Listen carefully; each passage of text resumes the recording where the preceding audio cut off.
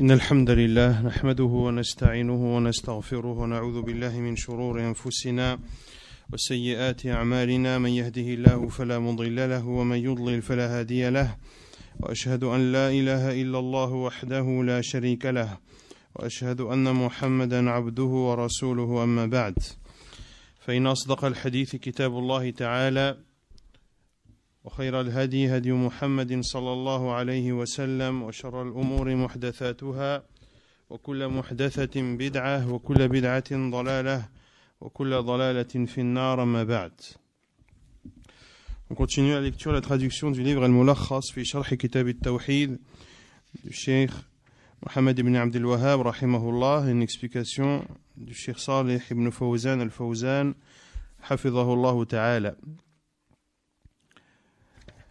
Lors du dernier cours, on avait entamé le chapitre de ce qui est rapporté sur ceux qui renient le qadar. C'était bien ça? On avait expliqué le hadith de Abdullah ibn Umar et le athar de Ubada ibn Samit radiyallahu anhu lorsqu'il s'est adressé à son fils.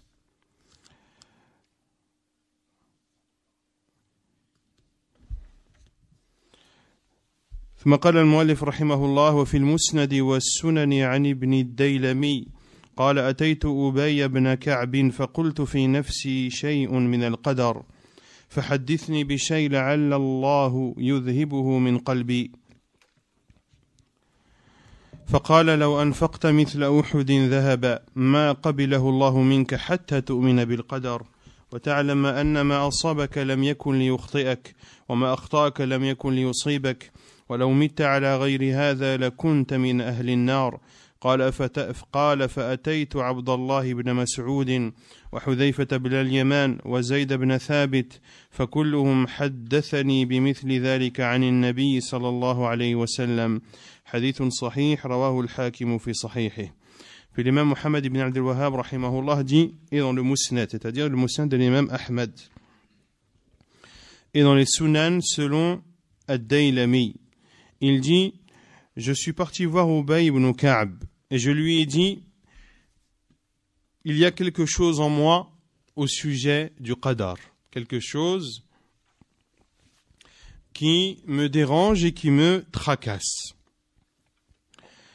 Et donc Ibn Daylami a donc dit à Ubay ibn Ka'b radiyallahu anhu de lui parler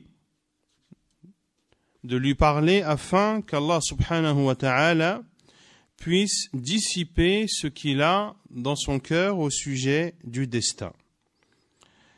Et Ubay ibn Ka'b radiyallahu anhu lui a dit, si tu donnais en aumône l'équivalent de la montagne de Uhud en or, Allah azza wa jal n'accepterait pas de toi cette aumône jusqu'à ce que tu aies la croyance au destin.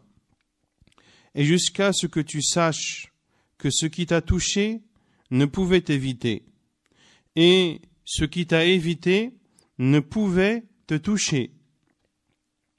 Et si tu meurs sur autre que cela, tu feras alors partie des gens de l'enfer.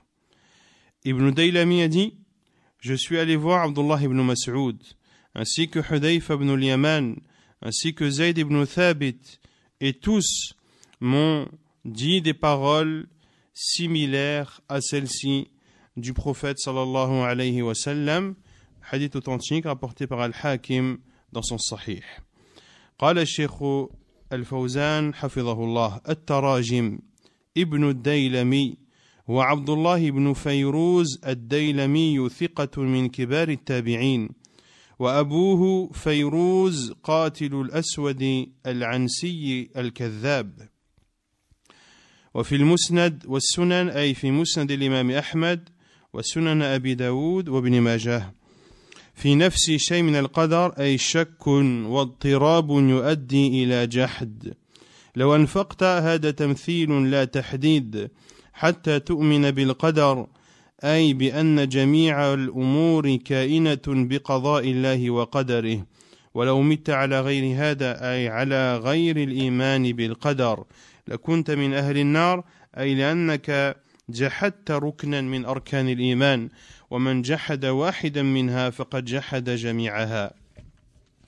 Il dit hafidhahullah les biographies, notamment de Ibn al-Daylami, qui est Abdullah ibn Fayrouz al-Daylami, qui est un digne de confiance, un rapporteur digne de confiance, qui fait partie des grands parmi les tabi'in.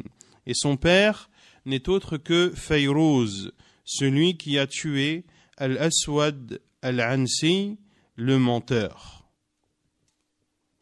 Quel était son mensonge? Al-Aswad Al-Ansi,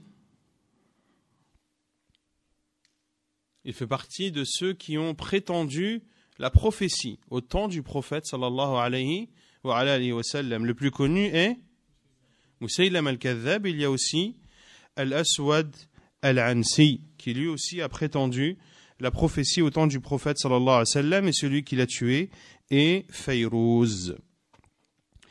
Dans les Musnad et les Sunan, c'est-à-dire dans le Musnad de l'imam Ahmad et dans les Sunan de l'imam Abu Daoud et Ibn Majah. J'ai en moi une chose au sujet du destin, de la prédestination, c'est-à-dire j'ai un doute, une confusion qui peuvent amener à rejeter et à nier la prédestination. Et lorsque Ubay ibn Ka'b radiyallahu anhu lui a dit si tu donnais en aumône l'équivalent de Uhud en or, ceci est un exemple et ce n'est pas quelque chose de précis qu'il faut prendre à la lettre.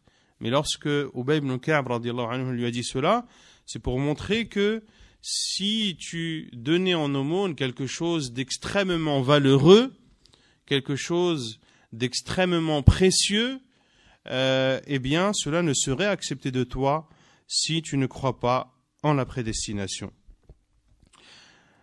Jusqu'à ce que tu crois en la prédestination, c'est-à-dire jusqu'à ce que tu crois que toutes les choses qui existent et qui ont lieu par le décret et la prédestination d'Allah Azza wa Jal.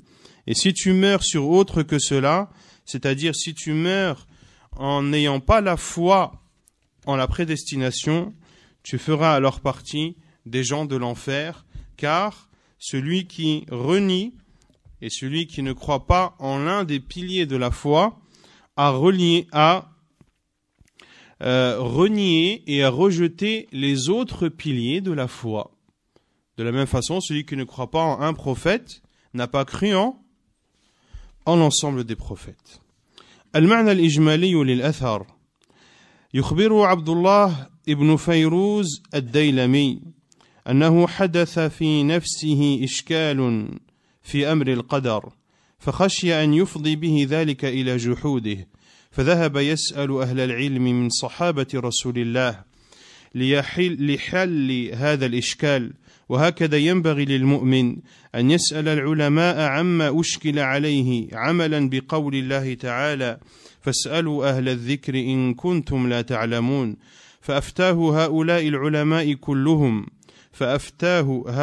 العلماء كلهم بأنه لا بد من الإيمان بالقضاء والقدر وأن من مات وهو لا يؤمن به كان من أهل النار. Le sens général de ce athar. Abdullah ibn Fayrouz al-Daylami rapporte et informe qu'il avait en lui une problématique au sujet de la prédestination.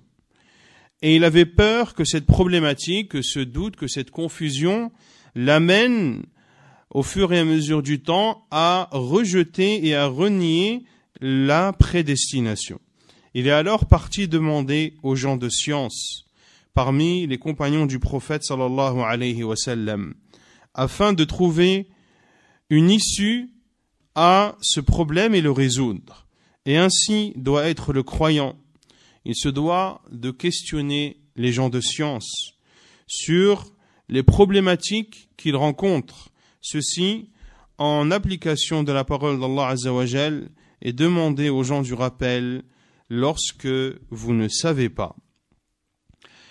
Et ces savants, parmi les compagnons du prophète sallallahu alayhi wa sallam, tous lui ont informé et ont répondu à sa question en disant de façon ferme qu'il devait obligatoirement croire en la prédestination et au décret d'Allah Azza wa Jal, et que celui qui meurt sans croire à la prédestination fera partie des gens de l'enfer. Et ceci est une preuve également que la résolution des problèmes liés aux doutes, liés aux ambiguïtés, réside dans la science. Et il n'y a que la science qui peut résoudre ces problèmes, et il n'y a que le fait de retourner aux savants pour trouver issue à ce problème. Et également, le fait que les compagnons du prophète sallallahu alayhi wa sallam, que ce soit Ubay ibn Ka'b, que ce soit Abdullah ibn Mas'ud, Hudayfa ibn al-Yaman et Zayd ibn Thabit, radiyallahu anhum ajma'in, leur réponse était tous la même. Ceci prouve que la source de laquelle ils puisaient leur croyance, radiyallahu anhum, était unique, à savoir la sunna du prophète sallallahu alayhi wa sallam et le livre d'Allah azza wa jal. مناسبة ذكر الأثر في الباب بيان أن الإيمان بالقدر أمر حتم، وأنه هو الذي رواه الصحابة عن نبيهم صلى الله عليه وسلم. ما يستفاد من الأثر: الوعيد الشديد على من لم يؤمن بالقدر، سؤال العلماء عما أشكل من أمور الاعتقاد وغيره، أن من وظيفة العلماء كشف الشبهات ونشر العلم بين الناس. Le contexte de ce athar dans ce chapitre, donc le chapitre de ce qui est rapporté sur ceux qui renient la prédestination. Le contexte est qu'il y a dans ce athar la preuve que de croire en la prédestination est une chose indispensable et que c'est ce que les compagnons du prophète sallallahu alayhi wa sallam ont rapporté tous de leur prophète sallallahu alayhi wa sallam. On retient de ce athar trois choses. La première, la mise en garde sévère et la menace dure qui pèse sur celui qui ne croit pas en la prédestination. Deuxièmement, le fait de demander aux savants sur les problématiques liées à la croyance ou autres. Troisièmement, que parmi les fonctions des savants, il y a le fait de répondre aux ambiguïtés et de diffuser et de propager la science entre les gens. ثم قال المؤلف رحمه الله باب ما جاء في المصورين.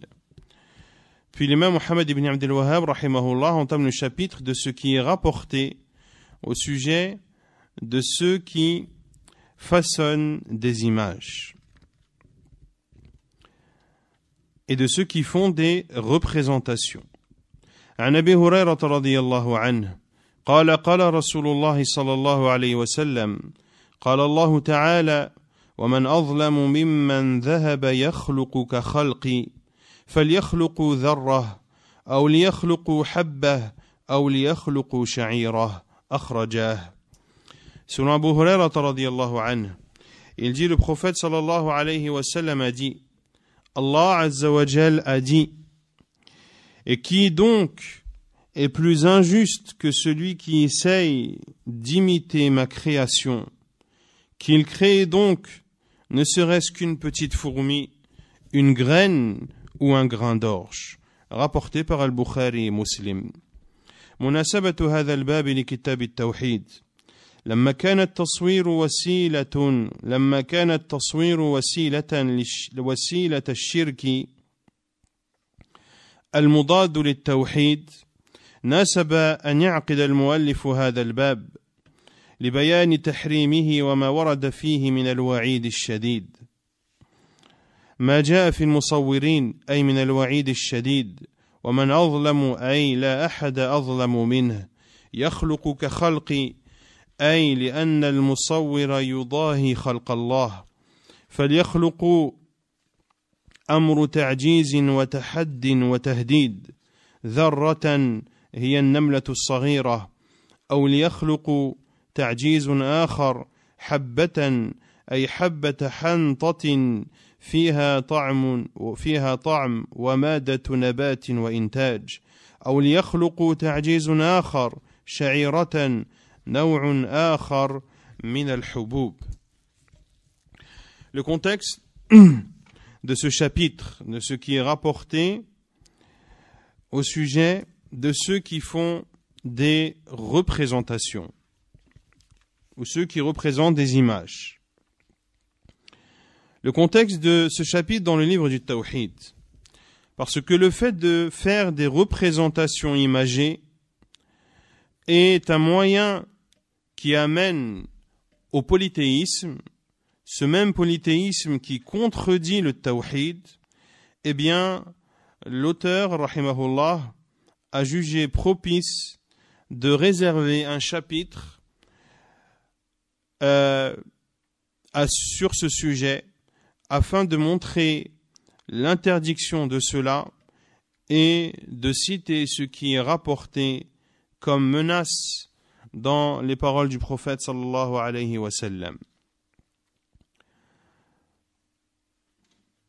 Que les représentations imagées peuvent être un moyen qui amène au polythéisme, comme cela a été le cas pour le peuple de Nuh alayhi salam, et également comme cela a été le cas, entre autres, pour le peuple de Ibrahim alayhi salam. Nuh alayhi salam, car c'était au début des personnes pieuses, c'était des personnes pieuses. Lorsqu'elles sont mortes, le diable leur a embelli le fait de faire des représentations, puis ensuite de faire des statues, et au fur et à mesure des générations, eh bien, ces représentations et ces statues qui, au début, avaient été faites pour se rappeler ces personnes pieuses et vertueuses, se sont transformées en divinités qui ont été adorées en dehors d'Allah subhanahu wa ta'ala. Et également, le peuple de Ibrahim alayhi salam ont également adoré des statues et des idoles, comme cela est connu dans l'histoire d'Ibrahim alayhi salam. Ce qui est rapporté concernant al-musawwirin, ceux qui façonnent des images, c'est-à-dire ce qui est rapporté comme menace gravissime. Waman azlamu, qui est donc plus injuste, c'est-à-dire qu'il n'y a pas plus injuste que lui. Dans le hadith Qudusi, lorsqu'Allah Azza wa Jal dit « Et qui est plus injuste ?» c'est-à-dire il n'y a pas plus injuste que lui, que celui qui essaye d'imiter ma création. Yakhluqu ka khalqi. Car ceux qui font des représentations imitent la création d'Allah subhanahu wa ta'ala. Or, Allah subhanahu wa ta'ala, parmi ses noms, il y a Al-Musawwir. Il y a Al-Musawwir, celui qui façonne. Et donc, celui qui fait des représentations d'êtres vivants imite Allah Azza wa Jal dans une chose qui lui est propre, subhanahu wa ta'ala.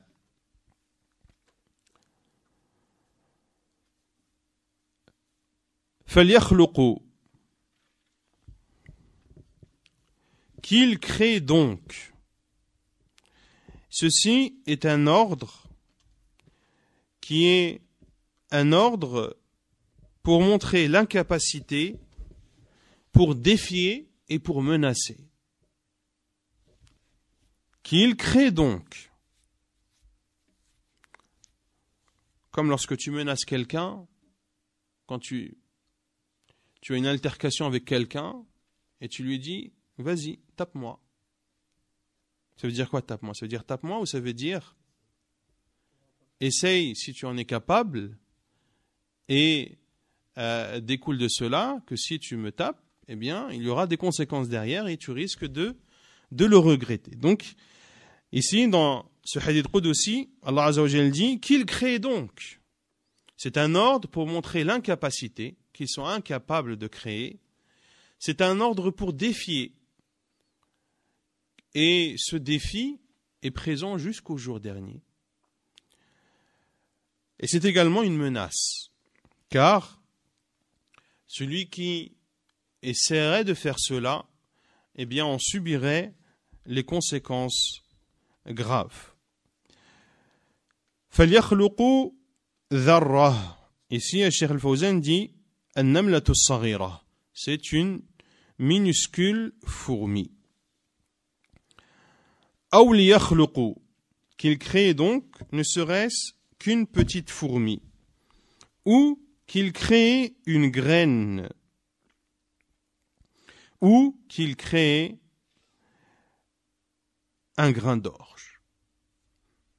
Et ici, les savants ont dit qu'Allah Azza wa Jal a tout d'abord commencé par citer un être vivant, qu'il crée ne serait-ce qu'une petite fourmi, qui est un être vivant. Et cela est impossible. Puis Allah Azza wa Jal, pour montrer leur incapacité, que leur incapacité à créer est avérée, non seulement ils ne sont pas capables de créer un être vivant, mais ils ne sont pas capables aussi de créer un être inerte, comme un grain d'orge. Est-ce qu'un grain d'orge est vivant lorsqu'il est retiré? Non, il est inerte. ثم قال حفظه الله المعنى الإجمالي للحديث يروي النبي صلى الله عليه وعلى آله وسلم عن ربه عز وجل أنه يقول لا أحد أشد ظلما ممن يصور الصور على شكل خلق الله لأنه بذلك يحاول مشابهة الله في فعله ثم يتحداه الله عز وجل ويبين عجزه عن أن يخلق أصغر شيء من مخلوقاته وهو الذرة بل هو عاجز عن أن يخلق ما هو أدنى من ذلك وهو الجماد الصغير ومع ذلك لا قدرة لهم على ذلك كله لأن الله هو المتفرد بالخلق. Le sens général de ce hadith. Le prophète sallallahu alayhi wa sallam nous rapporte de son Seigneur subhanahu wa ta'ala qu'il dit. Donc c'est un hadith Qudsi, c'est donc la parole d'Allah subhanahu wa ta'ala. Qu'il n'y a pas plus injuste que celui qui fait des représentations d'êtres ressemblant à la création d'Allah subhanahu wa ta'ala.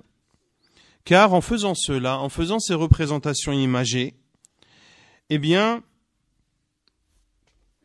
et on verra par la suite que c'est les représentations imagées d'êtres qui ont une âme, car en faisant cela, il essaye de ressembler à Allah Azza wa Jal dans ses actes. Puis Allah Azza wa Jal le défie et montre son incapacité à créer l'une des plus petites créatures d'Allah Azza wa Jal qui est Al-Dharra.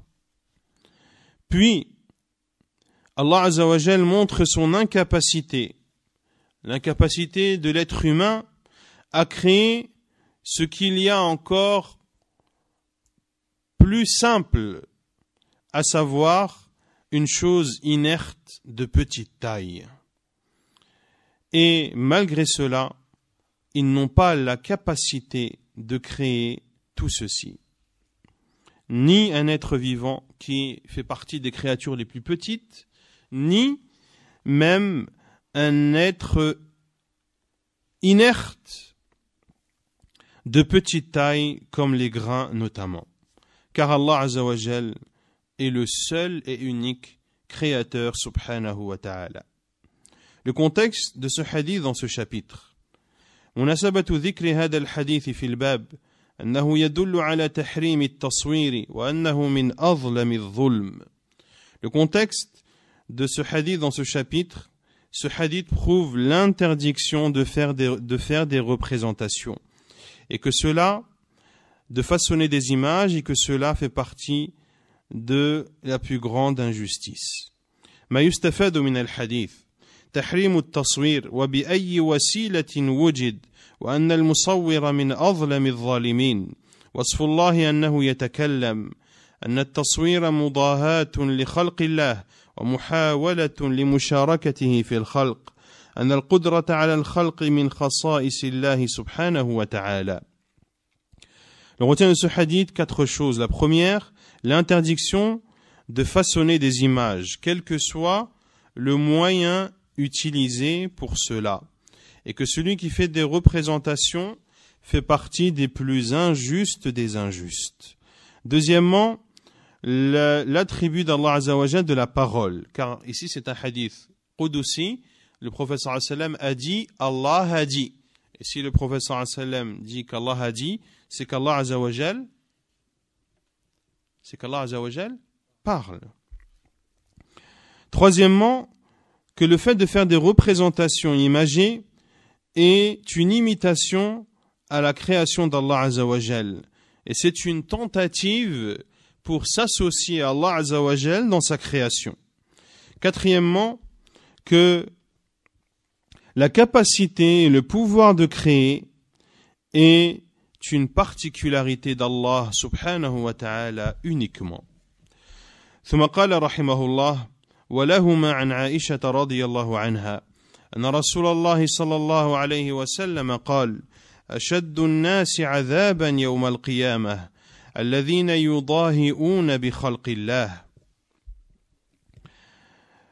Puis l'imam Muhammad ibn Abdel Wahhab rahimahullah dit et selon eux, c'est-à-dire selon Al-Bukhari et Muslim, selon Aïcha radiyallahu anha, elle a dit que le prophète sallallahu alayhi wa sallam a dit le jour de la résurrection, le châtiment le plus douloureux sera réservé à ceux qui auront tenté d'imiter la création d'Allah. قال الشيخ الفوزان ولهما أي البخاري ومسلم يضاهئون بخلق الله أي يشابهون بما يصنعونه ما يصنعه الله. المعنى الإجمالي للحديث يخبر صلى الله عليه وسلم خبرا معناه النهي والزجر أن المصورين أشد الناس عذابا في الدار الآخرة لأنهم أقدموا على جريمة شنعاء وهي صناعتهم ما يشابه لخلق الله في صناعة الصور. Selon eux, c'est-à-dire Al-Bukhari et Muslim, ils imitent la création d'Allah, c'est-à-dire en faisant ces représentations, eh bien, ils ressemblent et ils imitent ce qu'Allah subhanahu wa ta'ala a lui-même créé. Le sens général de ce hadith, le prophète sallallahu alayhi wa sallam nous informe l'interdiction et nous montre la gravité de ceux qui font des représentations imagées et que dans l'au-delà, ils feront partie des gens qui subiront le plus douloureux châtiment, car ils ont commis une grave chose en façonnant et en représentant ce qui ressemble à la création d'Allah subhanahu wa ta'ala. مناسبة الحديث للباب أنه يدل على شدة عقوبة المصورين مما يفيد أن التصوير جريمة كبرى. ما يستفاد من الحديث تحريم التصوير بجميع أشكاله وبأي وسيلة وجد وأنه مضاهاة لخلق الله. ثانيا أن العذاب يوم القيامة يتفاوت بحسب الجرائم. ثالثا أن التصوير من أعظم الذنوب وأنه من الكبائر. Le contexte de ce hadith dans ce chapitre, ce hadith prouve la dureté du châtiment que subiront les musawwirin, ceux qui font des représentations imagées, c'est-à-dire d'êtres qui ont une âme. Ce qui montre et ce qui prouve que le fait de faire ces représentations est un immense crime. Ce que l'on retient de ce hadith, premièrement, l'interdiction de faire des représentations, quelle que soit la forme de ces représentations et quel que soit le moyen qui est utilisé, et que cela est une imitation de la création d'Allah. Deuxièmement, que le châtiment, le jour du jugement, diffère en fonction de la gravité du péché qui est commis. Plus le péché est grand et plus le châtiment est douloureux. Non.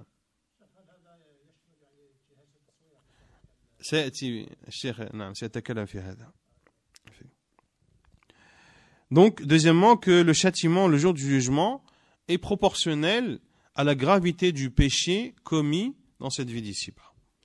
Troisièmement, que le fait de faire des représentations fait partie des plus grands péchés et que cela fait partie que le fait de faire des représentations fait partie des immenses péchés et qu'il fait partie des grands péchés. Il fait partie des grands péchés al-kaba'ir, car parmi la définition de al-kaba'ir, ce sont des péchés dont découle un châtiment dans l'au-delà, ou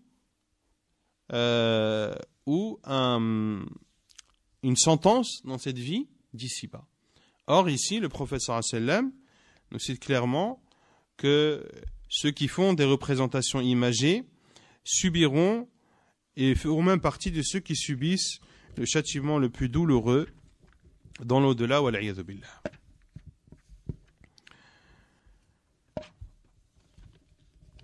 ثم قال المؤلف رحمه الله: ولهما عن ابن عباس رضي الله عنهما: سمعت رسول الله صلى الله عليه وسلم يقول: كل مصور في النار يجعل له بكل صورة صورها نفس يعذب بها في جهنم. ولهما عنه مرفوعا: من صور صورة في الدنيا كلف أن ينفخ فيها الروح وليس بنافخ. Et selon eux, c'est-à-dire Al-Bukhari, Muslim, toujours, selon Abdullah ibn Abbas, radiyallahu anhuma, il dit: j'ai entendu le prophète, sallallahu alayhi wa sallam, dire: Kullu musawwirin fin nar, tout façonneur d'images est en enfer. À chaque image correspondra une âme qui le châtiera en enfer.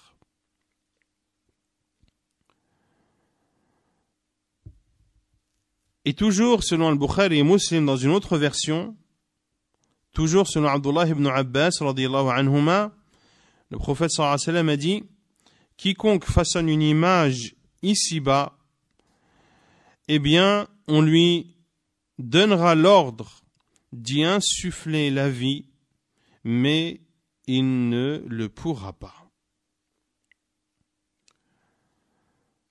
قال الشيخ الفوزان: كل مصور أي لذي روح في النار لتعاطيه ما يشبه من فرد الله به من الخلق والاختراع يجعل له بكل صورة نفس يعذب بها الباء بمعنى في أي يجعل له في كل صورة روح تعذبه نفس الصورة التي جعلت فيها الروح. Il dit, hafidhahullah, tout façonneur d'image, c'est-à-dire d'une image qui a une âme. Finnar est en enfer, car il a imité une chose qui est propre à Allah Azza wa Jal, à savoir la création et l'innovation. يجعل له بكل صورة نفس يعذب بها. À chaque image, l'on mettra une âme qui le châtiera en enfer. Al-ba ici, Cheikh Al-Fawzan dit bima'na fi, c'est-à-dire que dans chacune des images que ce façonneur aura fait, aura représenté, Allah Azza wa Jal y placera une âme. Et cette image, cette représentation dans laquelle Allah Azza wa Jal placera une âme, eh bien, châtiera cette personne en enfer. Châtiera cette personne en enfer. Al-ma'na al-ijmali lil hadith. Le sens général de ce hadith. يخبر صلى الله عليه وسلم أن مآل المصورين يوم القيامة إلى النار يعذبون فيها بأشد العذاب بأن تحضر جميع الصور التي صوروها في الدنيا فيجعل في كل صورة منها روح ثم تسلط عليه بالعذاب في نار جهنم فيعذب بما صنعت يداه والعياذ بالله. ومن تعذيبه أيضا أن يكلف ما لا يطيق وهو نفخ الروح في الصورة التي صورها. Le sens général de ce hadith, le prophète sallallahu alayhi wa sallam nous informe du devenir et de la destination de ceux qui font des représentations d'images ayant une âme. Et que leur destination le jour du jugement sera l'enfer. Ils y seront châtiés d'une façon dure, de telle sorte que l'ensemble des représentations qu'ils auront faites dans cette vie d'ici-bas seront présentes. Et dans chacune de ces représentations, Allah Azza wa Jal placera une âme. Et cette image qui aura donc une âme, qui sera donc vivante, châtiera cette personne dans le feu de l'enfer. Elle sera donc châtiée parce que ses mains ont fait, qu'Allah nous en préserve. Et parmi également les formes de châtiment que subira cette personne, ce musawwir, le fait qu'on lui imposera une chose dont il est incapable, à savoir d'insuffler l'âme dans tout ce qu'il a représenté comme image.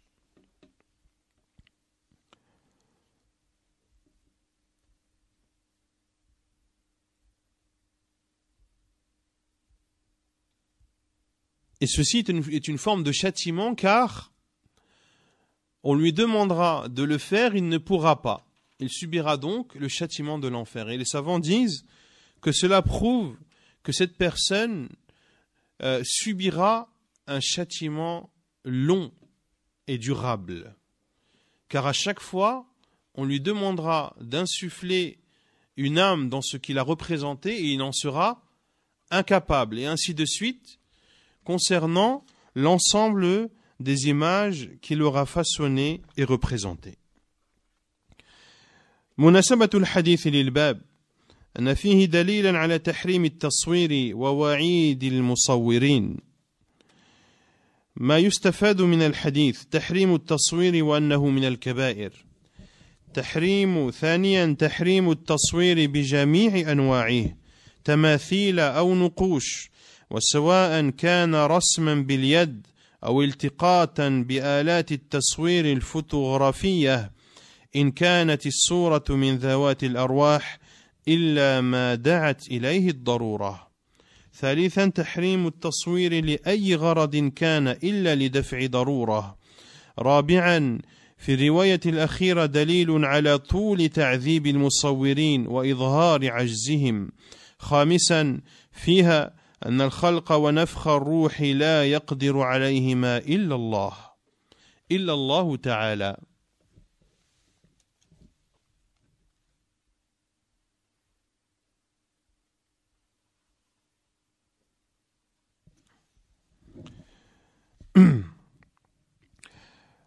Donc il dit, hafidhahullah ta'ala, le contexte de ce hadith dans ce chapitre.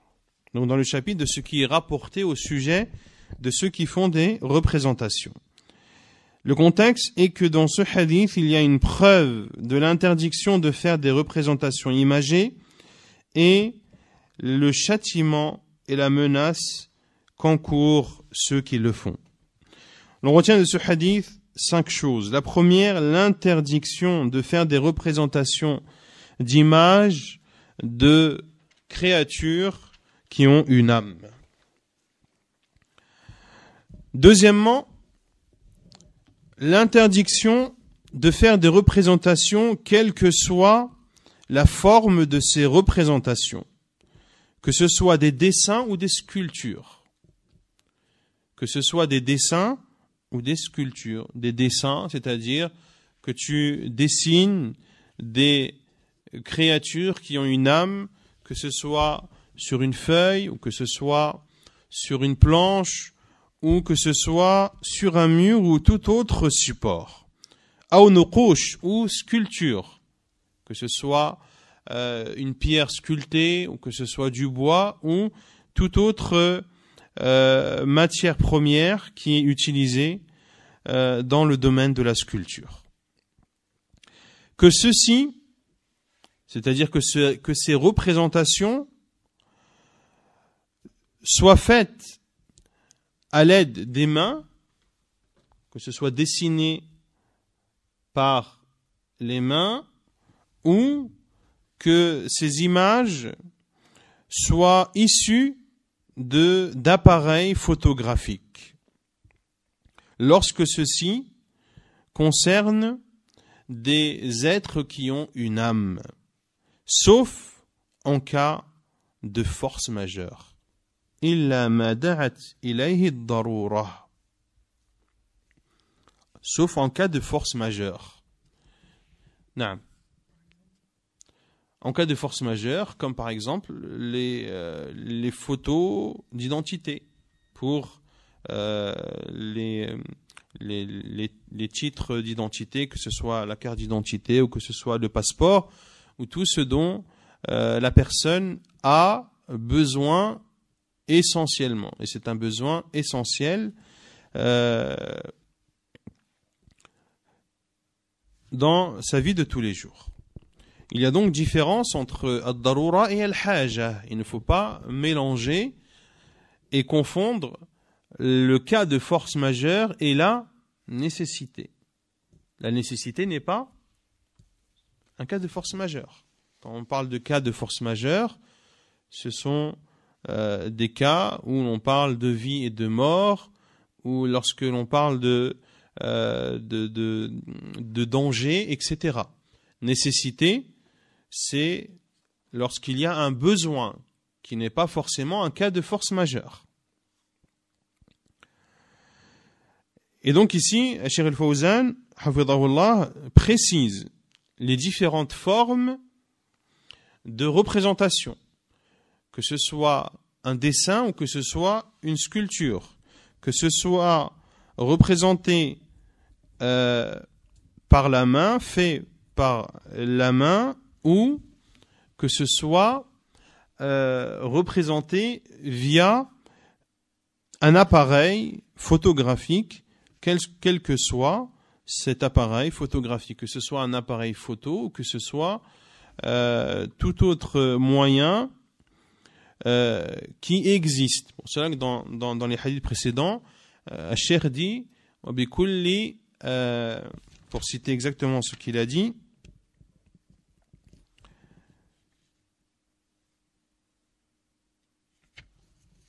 on pourrait citer le terme exact.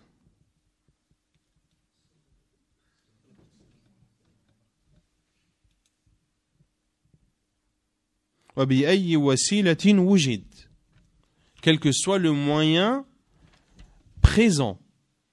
Donc on parle aujourd'hui d'appareils photographiques, peut-être que dans 30 ans, 40 ans, ce sera un autre moyen qui permettra d'avoir le même résultat. Donc, quel que soit le moyen utilisé, lorsque les images représentent des êtres qui ont une âme. Et dans son autre explication de Kitab al-Tawhid, Cheikh al-Fawzan, Hafidhahullah Ta'ala, dit ceci car celui qui fait une représentation avec un appareil photographique, est-ce qu'on l'appelle musawwir ou non en arabe? C'est un musawwir ou c'est pas un musawwir? C'est un musawwir. Et l'acte qu'il a fait, est-ce que c'est un taswir ou c'est pas un taswir? C'est un taswir ou c'est pas un taswir? C'est un taswir. Il a fait une représentation. Tu prends un être humain en photo avec un appareil photo, d'accord?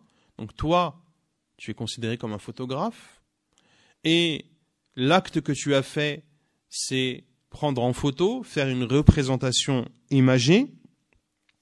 Et donc, Cheikh Al-Fawzan, hafidhahullah, est extrêmement ferme sur ce point, en disant, qu'est-ce qui fait donc sortir cette personne de ce hadith?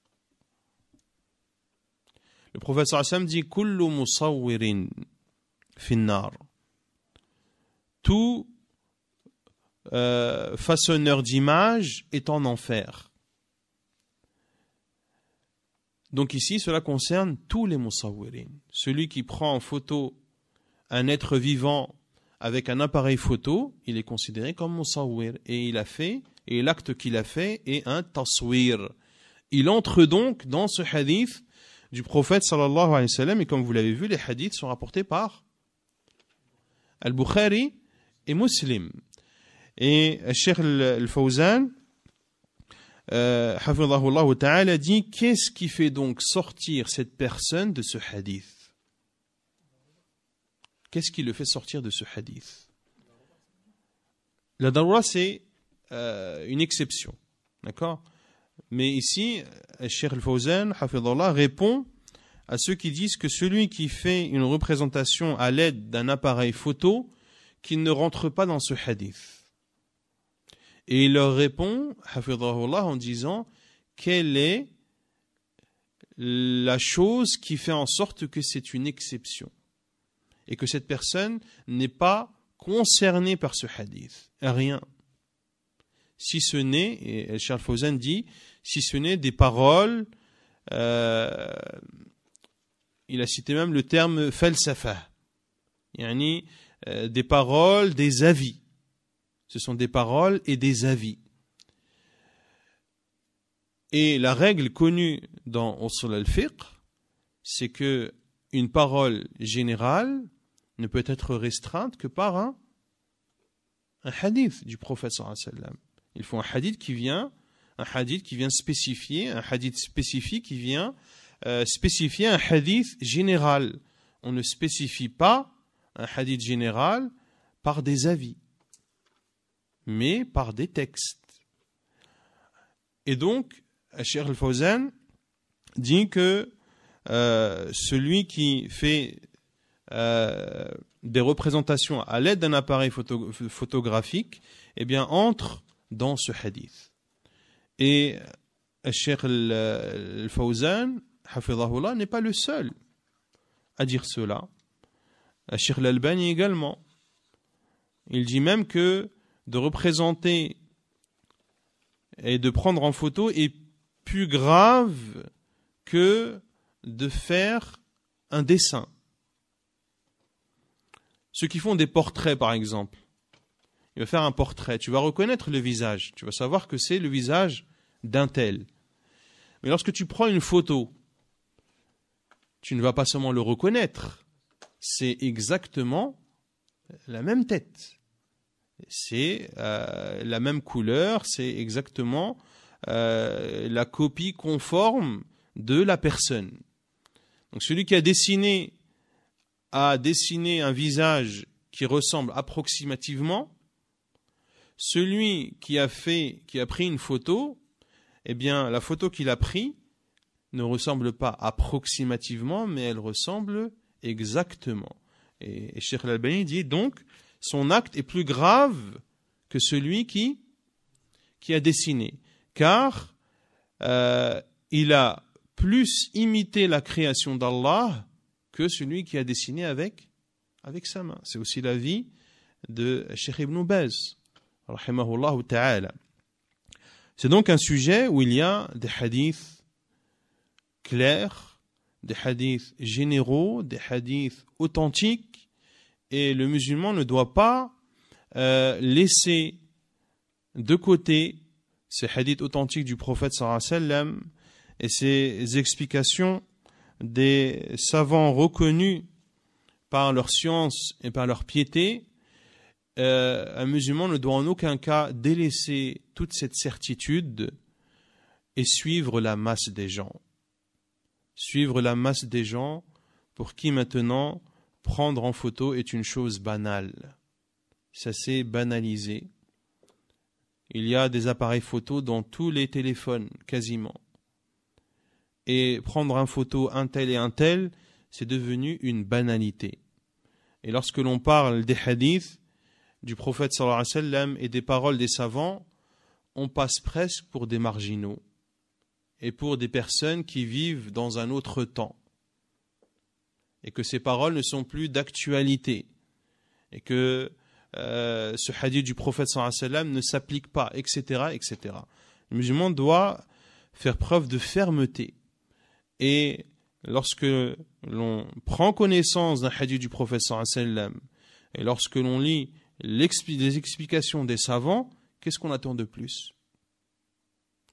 Est-ce qu'on va courir derrière les dérogations et suivre l'avis de tel et tel savant parce que c'est l'avis qui correspond le mieux à l'époque dans laquelle l'on vit?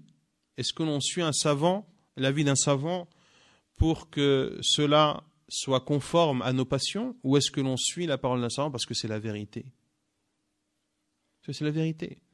Les savants font des erreurs. Ce sont des êtres humains. Et le musulman se doit de rechercher la vérité, même lorsqu'elle est amère, même lorsqu'elle va, à l'encontre de ses envies, et même si elle va à l'encontre de ce que la quasi-majorité des gens autour de lui font. Et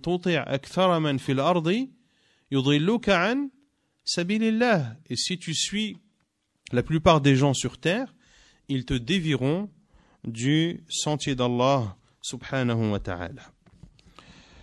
Puis il dit, rahimahullah, hafidhahullah, l'interdiction, troisièmement, l'interdiction de faire des représentations d'images